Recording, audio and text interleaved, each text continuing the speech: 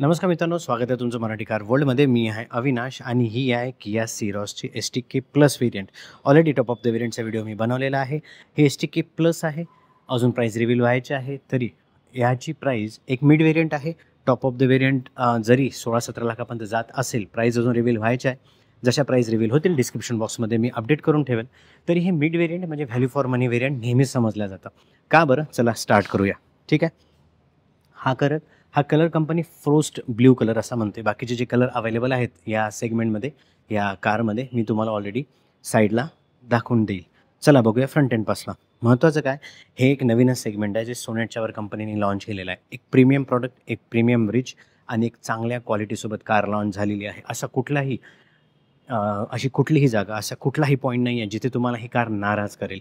एकदा व्हिजिट करा, बघा, फेस टू फेस गाडी बघा, इन पर्सन गाडी बघा. उगाचच फोटो किंवा व्हिडिओमध्ये जाऊ नका. गाडी नक्कीच चांगल्या क्वालिटीची, चांगल्या डिझाईनसोबत आलेली आहे. सेगमेंटमधलं पहिलं 4 पार्किंग सेन्सरचं ऑप्शन तुम्हाला STK प्लस सारख्या व्हेरियंटमध्ये अवेलेबल होतं. टॉप व्हेरियंटमध्ये जाल तर तुम्हाला इथे रडार मिळतो. ADAS 2.0 लेवलचे फीचर मिळतात. या सेगमेंटमध्ये तुम्हाला फ्रंट पार्किंग सेन्सर 4 दिलेले आहे. सुरुवातीला जी टायगर नोज ग्रिल बघायचो आपण, आता ती कंपनीने बंद केलेली आहे. देर माईट बी पॉसिबिलिटी, कारण सेल्टॉसचा नवीन जनरेशन येणार आहे पुढच्या 4 ते 5 महिन्यात, मॅक्स 6 महिन्यात.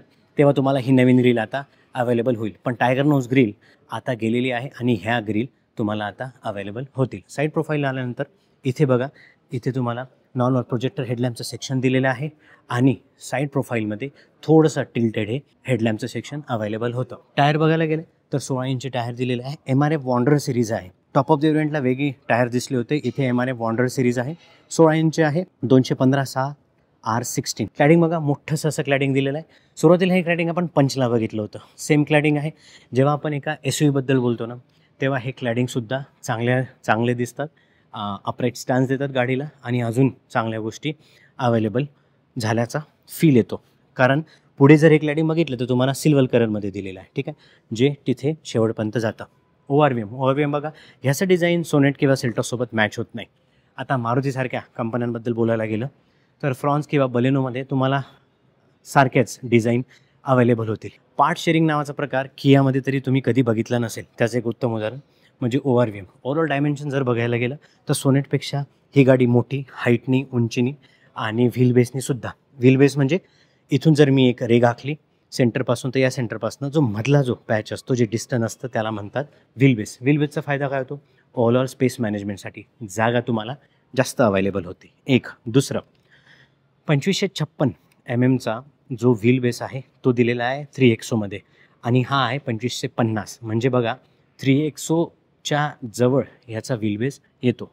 ओव्हरऑल साईड प्रोफाईलमध्ये ही गाडी अशी दिसते. 1680 mmचं हाईटसुद्धा दिलेले आहे आणि रूफ रेल जे आहे ना, याचं डिस्टन्स चांगलं आहे, कलर चांगला दिलेला आहे. आणि किया जे जनरली एक नॉची आणि एक डायनॅमिक डिझाईन बनवायचा प्रयत्न करतं, त्याच्या विपरीत ही गाडी कंपनीने बनवलेली आहे. क्वार्टर पॅनल एवढा मोठा ग्लास सब 4 मीटरमध्ये आपण एक्सपेक्ट केला नव्हता. 3995 mm या कारची लेंथ आहे. हा क्वार्टर पॅनल इथे जे द्यायचा प्रयत्न केलेला आहे कंपनीने, बॉक्सी शेप डिझाईन दिलेला आहे. दिस इज नॉट किया. कियापेक्षा खूप वेगळं डिझाईन तुम्हाला इथे अवेलेबल होतं. चला साईड प्रोफाईलमध्ये एकदा परत सांगतो, अराऊंड 189-190 mmचा ग्राउंड क्लिअरन्स कंपनीने जो रिव्हील नाही केला आहे, पण 190 mmचा ग्राउंड क्लिअरन्स असू शकतो. ग्रामीण भागात जरी तुम्ही विचार करतात ना, तरी खूप चांगला फायदा तुम्हाला ह्या कारचा होणार आहे. रिअरला आल्यानंतर तुम्हाला नक्कीच डिफेंडरची आठवण येईल. एक मिनी डिफेंडर तुम्हाला नक्कीच दिसेल ही गाडी. रिअरला आल्यानंतर महत्त्वाचं म्हणजे बॉक्सी शेप डिझाईन. मी जसं म्हटलं तुम्हाला, कियाचं हे पॅटर्नच नाही आहे डिझाईनचं, जे पॅटर्न कंपनीने इथे देण्याचा प्रयत्न केलेला आहे. एल शेप तुम्हाला इथे रिअल टेल लाईट देतात. आता इथे वायपरचं ऑप्शन दिलेलं नाही, पण डिफॉगर दिलेला आहे. इथे शार्क फिन अँटिना दिलेला आहे, हाय माउंट स्टॉप लॅम्प, कियाचा लोगो, इथे सिरॉसचं बॅजिंग आणि इथे TGDI म्हणजे पेट्रोल 1.5 लिटरचं टर्बोचार्ज पेट्रोलचं इंजिन ऑप्शन तुम्हाला इथे मिळणार आहे. मागे कॅमेरा दिलेला आहे. 4 पार्किंग सेन्सर दिलेले आहे. टॉप ऑफ द व्हेरियंटमध्ये तुम्हाला 6 पार्किंग सेन्सर दिलेले आहे, जे कॉर्नरिंगमध्ये हेल्प करतात आणि इथे 4 पार्किंग सेन्सर दिलेले आहे. कॅमेरा इथं बघू शकता, छोटा लाईटसुद्धा दिलेला आहे. ओव्हरऑल ही सीट पुढे मागे होते, पण 365 लिटरची बूट स्पेस कंपनीने इथे मॅनेज केलेली आहे. पार्सल ट्रेचं ऑप्शनसुद्धा इथे देण्यात आलेलं आहे. आता एक कमी जी टॉप ऑफ द व्हेरियंटमध्ये मिळते, जी इथे नाही, म्हणजे इथे रात्री बूट ॲक्सेस करायला लाईट असतो, तो इथे दिलेला नाही आहे. बाकी हुक तुम्ही इथे बघू शकता. 15 इंच इथे स्पेअर व्हील दिलेला आहे, जो JK टायर आहे. आता 15 इंचचा का बरं? मे बी कंपनीला एक युनिफॉर्मिटी ठेवायची होती स्पेअर व्हीलमध्ये, म्हणून कंपनीने 15 इंचचा टायर दिला असेल. हे डोअर हँडल आपण बघितले होते XUV700 मध्ये, जे आता ह्या रेंजमध्ये सुद्धा अवेलेबल होतात.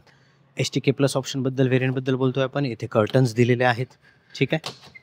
इथे नॉर्मल हे आहे hard plastic, soft plastic, leather तुम्हाला मिळतं टॉप ऑफ द व्हेरियंटमध्ये. 2 बॉटल इथे ठेवू शकता. आणि इथे फॅब्रिक अपॉस्ट्री दिलेली आहे ह्या व्हेरियंटसोबत. आयसोफिक्स चाइल्ड सीटसुद्धा आहेत या. एक चांगलं गोष्ट म्हणजे इथे बसताना तुम्हाला ह्या गोष्टी रिक्लाईन करता येतात. ही सीट, हे बघा, ही सीट मागे केल्या जाते. जर इथे कोणी बसत असेल, शोल्डर डिस्टन्सिंगचा इश्यू वाटत असेल तुम्हाला, तर ह्या कारमध्ये तो येणार नाही आहे. सोनेटपेक्षा नक्कीच चांगली स्पेस इथे युटिलाइज कंपनीने केलेली आहे. 2556 mm चा 2550 mm जे व्हील बेस होता, त्याचं चांगलं युटिलायझेशन इथे मागच्या स्पेसमध्ये मिळालेलं आहे. भरपूर सारा थाय सपोर्ट आहे, चांगला रिक्लाइन अँगल आहे. इथे मध्ये जर 3 लोक बसले तरी एकामेकाला शोल्डर टॅप होणार नाही, शोल्डर टच होणार नाही, याची खात्री मी तुम्हाला आत्ताच देतोय, ठीक आहे. ही पण सीट मागे होते, ही पण सीट पुढे करता येते. एखाद्याला थोडं मागे बसायचं असेल, पुढे बसायचं असेल, तर हे बघा, हे सुद्धा इथे मॅनेज होतं. ही जी कमी होती ना, ही कमी सब 4 मीटरमध्ये नेहमीच बघायला मिळते. मोठ्या मोठ्या गाड्यांमध्ये पण सुद्धा हे नसते, जे कंपनीने इथे अचीव करायचा प्रयत्न केलेला आहे. 2 कलर इथे आहेत, हा ग्रे कलर नॉर्मल, हा बेज कलर, हा ग्रे कलर, ठीक आहे. पुढच्या ज्या सीट आहे ना, हा लेदरेट आहे. जसं मी तुम्हाला म्हटलं, इथे फॅब्रिक दिलेलं आहे आणि इथे लेदर दिलेले आहे, पुढे फॅब्रिक दिलेलं आहे. इथे AC वेंट दिलेले आहे आणि 2 C टाईपचे चार्जिंगचं ऑप्शनसुद्धा इथे तुम्हाला अवेलेबल होतं. पॅनोरामिक सनरूफ STK प्लस व्हेरियंटमध्ये सुद्धा अवेलेबल होतात आणि इथे एक लाईटसुद्धा दिलेला आहे. कप होल्डरचं ऑप्शन आर्मरेस्टमध्ये तुम्हाला मिळून जातं, चांगल्या हाईटवर दिलेलं आहे. हे तुम्ही इथे असं पण ठेवू शकता. आयसोफिक चाइल्ड सीट, 3 सीट बेल्ट, सगळे ऑप्शन दिलेलं आहे, ओके. आणि मागून बघितलं तर डॅशबोर्डवर अशी दिसते ही कार. डोर हँडल, ड्रायव्हर सीटचे डोर, ओव्हरऑल तुम्ही याचे 4ही विंडोचे पॉवर कंट्रोल, दोन्ही ORVMचे कंट्रोल तुम्हाला इथे दिसेल. हाईट ॲडजस्टमेंटचं फीचर STK प्लस व्हेरियंटमध्ये तुम्हाला अवेलेबल केलेलं आहे. मॅन्युअल ट्रान्समिशनबद्दल आपण बोलतो आहे, ठीक आहे. जर ह्याचा तुम्ही ऑटोमॅटिक घेतलं तर तुम्हाला स्टार्ट स्टॉपचं ऑप्शनसुद्धा अवेलेबल होणार आहे. इथे ट्रॅक्शन कंट्रोलचं ऑप्शन आणि हेडलॅम्प लेवलरसुद्धा दिलेलं आहे. आता कीबद्दल बोलू. ही की आहे लॉक अनलॉकसोबत आणि बूट ओपन करू शकता तुम्ही. आणि ही मॅन्युअलमध्ये तुम्हाला नॉर्मल की दिलेली आहे, ऑटोमॅटिकमध्ये तुम्हाला डायरेक्ट स्टार्ट स्टॉपचं ऑप्शन दिलेलं आहे.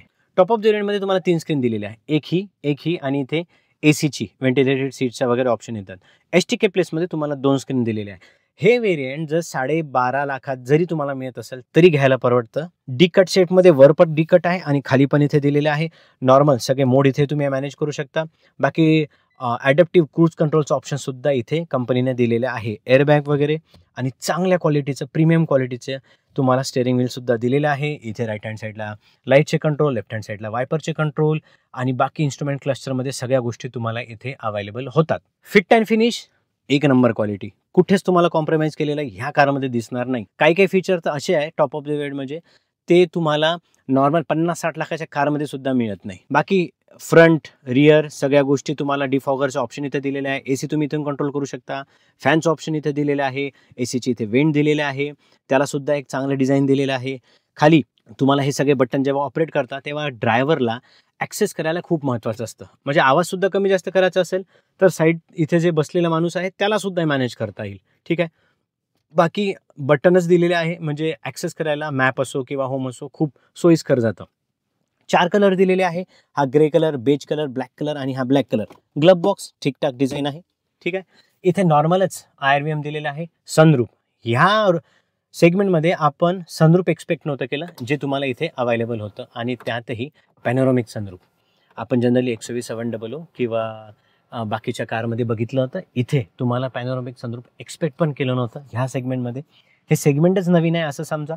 जर मी कम्पेअर करायला गेलो नेक्सॉन X3 सोबत तरी हे खूप वरच्या लेवलला घेऊन चाललं आहे, कारण याचे premium, fit and finish, quality, overall space management, बाकी सगळ्या गोष्टी, ह्या गोष्टी जनरली आपण मारुतीच्या सेगमेंटमध्ये बघतो, जिथे एकाच सेगमेंटमध्ये 2-2 कार कंपनीने लॉन्च केलेल्या आहे. कियानी खूपच मोठं पाऊल उचललेलं आहे आणि त्याचा फायदा नक्कीच यांना होणार आहे. ठीक आहे. खाली सेंट्रल बेजल स्विच बघा, हे पण तुम्ही बघितलं नसेल. इथे टच करा, हे वरच्या सी टाईपला जातं, हे नॉर्मल ऑक्ससोबत जातं. इथे सी टाईपचं दुसरं आणि इथे 12 व्होल्टचं नॉर्मल चार्जिंग सॉकेट, त्याचे पण हे बघा. इथे मोबाईल वगैरे ठेवायला जागा आहे. पार्क असिस्ट, इथे मोबाईल ठेवू शकता, की वगैरे ठेवू शकता. पार्क असिस्ट, हे बघा कॅमेरा क्वालिटी आणि 3D व्ह्यूसुद्धा तुम्हाला इथे मिळतो. बाकी याचे ऑप्शन बघायचे असतील तर तुम्ही हे खालीवर बघू शकता. साईडला कसं दिसतंय, वरून कशी दिसते कार, किंवा रिअर व्ह्यू इथे तुम्हाला मॅनेज होईल. मॅन्युअल ट्रान्समिशनबद्दल बोलतोय आपण, इंजिन स्पेसिफिकेशन आणि प्राईस आपण पुढे बोलूच व्हिडिओला. बरं, तत्पूर्वी अजून व्हिडिओला लाईक केलं नसेल तर लाईक करा, जय महाराष्ट्र नक्की लिहा आणि सबस्क्राईब करायला विसरू नका. मॅन्युअल ट्रान्समिशनबद्दल आपण बोलतोय. 6 स्पीड मॅन्युअल ट्रान्समिशन. इथे बॉटल होल्डर वगैरे दिलेलं आहे. आर्मरेस्ट, थोडीशी जागा आहे आणि हा आहे आपला नॉर्मल पार्क असिस्ट. ठीक आहे. इथे तुम्हाला तिकीट होल्डर दिलेला आहे. बाकी सगळे कंट्रोल इथे याचे दिलेले आहे सनरूफचे, आणि इथे तुम्हाला मिरर सुद्धा अवेलेबल होतो. हे आहे ओव्हरऑल इंटिरियर बद्दल. चला बोलू इंजिन स्पेसिफिकेशन बद्दल. नॅचरली ॲस्पिरेटेड इंजिन ह्या कारमध्ये तुम्हाला अवेलेबल होणार नाही आहे. 1.5 लिटरचं पेट्रोल आणि 1.5 लिटरचं डिझेल. डिझेल म्हणजे VGTI डिझेल इंजिन, जे अराउंड 116 PS ची पॉवर जनरेट करतं, 250 न्यूटन मीटरच्या टॉर्क सोबत. पेट्रोल इंजिन आहे, 1 लिटर TGDI, 120 PS ची पॉवर, 172 न्यूटन मीटरच्या टॉर्क सोबत. नवीन सेगमेंट, नवीन कार, त्यामुळे आपण एक्सपेक्ट करू शकतो बिईंग अ इंडियन की CNGचं ऑप्शन वगैरे मिळेल का. पण CNGचं ऑप्शन तेव्हाच मिळतं जेव्हा एक नॅचरली ॲस्पिरेटेड इंजिन कंपनी देते. इथे नॅचरली ॲस्पिरेटेडचा ऑप्शनच दिलेला नाही आहे. पण एक नक्की आहे, सेल्टॉसच्या नेक्स्ट जनरेशन नंतर असं होऊ शकतं की सिरॉसमध्ये EVचं ऑप्शनसुद्धा येऊ शकतं. EVच्या प्लॅटफॉर्मसाठीच EV9 जेव्हा 2020-21मध्ये कंपनीने ऑटो एक्सपोमध्ये लॉन्च केली होती, तेव्हाचंच हे डिझाईन आहे. मे बी तुम्हाला सोलच्या डिझाईनसोबत कम्पॅरिझन वाटत असेल, पण EV9चं जे डिझाईन आहे, बॉक्सी शेप डिझाईन, जे कंपनीने ऑलरेडी बाहेर युरोपियन आणि कोरियन मार्केटमध्ये दिलेलं आहे, ते सेम डिझाईन तुम्हाला इथे अवेलेबल करून दिलेलं आहे. हे एक प्रीमियम सेगमेंटमधलं सब-4 मीटरमधलं कंपनीने दिलेलं ऑप्शन, जे खूपच एक चांगल्या क्वालिटीचं आहे. विशिष्ट पद्धतीची लोकं असो, ज्यांना खरंच चांगले प्रीमियम प्रॉडक्ट आवडतं आणि एक चांगली क्वालिटी आवडते, त्यांना हे नक्कीच आवडणार आहे. तुम्हाला जर एक चांगली कार घ्यायची आहे, एका बजेटमध्ये घ्यायची आहे, अमन कियाला मी आहे येरवडामध्ये. डिस्क्रिप्शन बॉक्समध्ये गुगल मॅपची लिंक आणि मोबाईलसुद्धा नंबर मी दिलेला आहे. स्क्रीनवरसुद्धा तुम्हाला मोबाईल नंबर दिसत असेल. अमन किया येरवड्याला व्हिजिट करा आणि बेस्ट डील नक्कीच घ्या. महत्त्वाचं काय माहिती आहे का, ह्या सेगमेंटमधलं एक चांगलं ऑप्शन, प्रीमियम ऑप्शन तुम्हाला अवेलेबल होणार आहे सिरासच्या रूपात. STK plus value for money variant आहे. आता प्राईस रिव्हील व्हायचे आहे, तरी पेट्रोल 9.49 9.5 लाखापासून स्टार्ट होऊ शकतं. डिझेलची प्राईस 10.5 लाखापर्यंत जाऊ शकते. 15.5-16 लाखापर्यंत पेट्रोल जर क्लोज झालं तर 16.5-17 लाखापर्यंत तुम्हाला डिझेलचं ऑप्शन नक्कीच अवेलेबल होणार आहे. जे एका कार करणं, एका प्रीमियम कार करणं एक्सपेक्टेड आहे, त्या सगळ्या गोष्टी तुम्हाला इथे अवेलेबल होणार आहे. मराठी कारवरची वेबसाईटसुद्धा आपण लॉन्च केलेली आहे. तिथे तुम्हाला या सगळ्या गोष्टी, इमेजेस वगैरे सगळे अवेलेबल होऊन जातील. नक्की व्हिजिट करा. बाकीच्यांना व्हिडिओ शेअरसुद्धा करत चला. व्हिडिओ कसा वाटला कमेंट सेक्शनमध्ये नक्की कमेंट करून सांगा. सिरॉसच्या बाकीचे जे व्हेरियंट आहे ते सुद्धा मी कव्हर केलेले आहे. व्हिडिओच्या शेवटी तुम्हाला लिंक दिलेली आहे, किंवा चॅनलवर जाऊन व्हिजिट करा, नक्की तुम्हाला अवेलेबल होतील. व्हिडिओ कसा वाटला कमेंट सेक्शनमध्ये नक्की कमेंट करून सांगा. भेटूया नवीन व्हिडिओमध्ये नवीन माहितीसोबत. धन्यवाद.